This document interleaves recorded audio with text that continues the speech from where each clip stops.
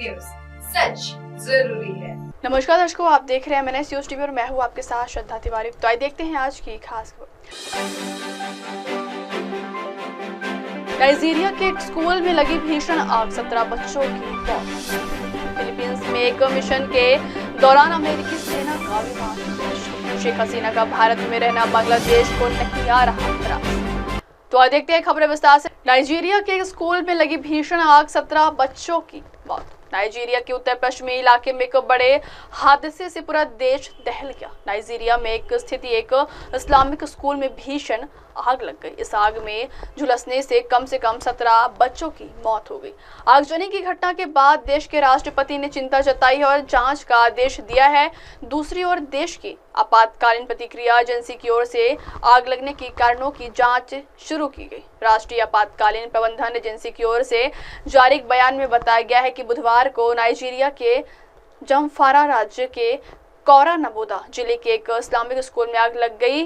जब स्कूल में आग लगी तब उस समय स्कूल में करीब 100 बच्चे मौजूद थे। इस आग में कम से कम 17 बच्चों की मौत हो गई, जबकि एजेंसी ने कहा 17 बच्चे गंभीर रूप से घायल हो गए। उन बच्चों का जिले के विभिन्न अस्पतालों में चिकित्सा चल रही है। एजेंसी की ओर से कहा गया है कि हालांकि अभी यह साफ नहीं हो पाया कि स्कूल में आग किस वजह से लगी। अगली खबर, फिलीपींस में एक मिशन के दौरान अमेरिकी सेना का विमान क्रैश। फिलीपींस के दक्षिणी हिस्से में गुरुवार को एक बड़ा हादसा हुआ जब अमेरिकी रक्षा विभाग का एक छोटा विमान दुर्घटनाग्रस्त हो गया। इसमें विमान में सवार सभी 4 लोगों की मौत हो गई, जिनमें एक US सर्विस मेंबर और 3 सिक्योरिटी कॉन्ट्रैक्टर शामिल थे। अमेरिकी इंडो पैसिफिक कमांड ने इस घटना की पुष्टि की और कहा कि यह विमान फिलीपींस की सेना के अनुरोध पर खुफिया निगरानी और सहायता दे रहा था। अमेरिकी इंडो पैसिफिक कमांड ने एक बयान जारी कर बताया कि यह दुर्घटना मिंडानाओ द्वीप पर एक नियमित सुरक्षा सहयोग मिशन के दौरान हुई। उन्होंने यह कहा कि विमान अमेरिकी फिलीपींस से सुरक्षा सहयोग गतिविधियों के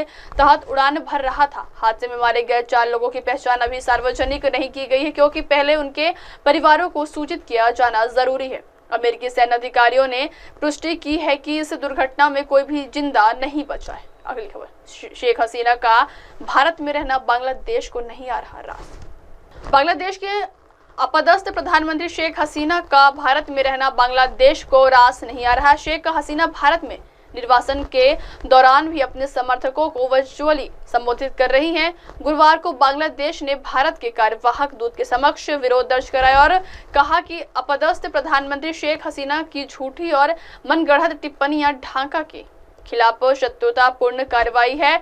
यहाँ विदेश मंत्रालय ने एक बयान में भारत से अपनी सम्मान और समझ की भावना से तुरंत उचित कदम उठाने को कहा, ताकि भारत में रहने के दौरान सोशल मीडिया और अन्य संचार माध्यमों का उपयोग करके उन्हें इस तरह के झूठे, मनगढ़ंत और भड़काऊ बयान देने से रोका जा सके।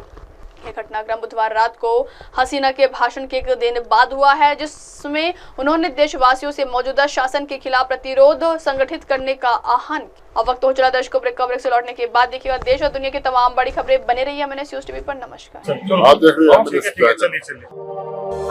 रहे हैं MNS न्यूज, सच जरूरी।